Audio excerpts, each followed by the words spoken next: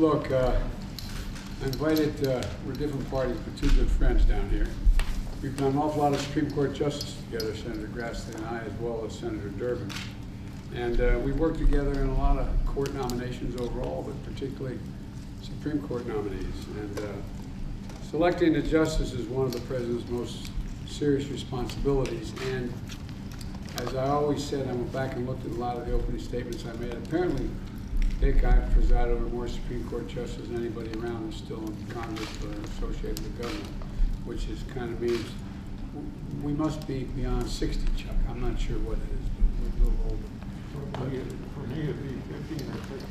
Yeah, well, yeah, I started way back early on, in the early 70s. At any rate, what we're going to do is, I've said before, and I went back and looked at some of the opening statements I made from justices over the years, that, you know, the Constitution says advise and consent, advice and consent. And I'm serious when I say it, that I want the advice of the Senate as well as the consent. We can arrive on who the nominee should be. And, you know, there's always a renewed national debate every time we nominate, any president nominates a justice, because the Constitution is always evolving slightly in terms of additional rights or curtailing rights, et cetera, and it's always an issue. And there's several schools of thought in terms of judicial philosophy, and we'll see. But the fact is that I'm looking for someone who I can, this is not a static issue, it flows back and forth.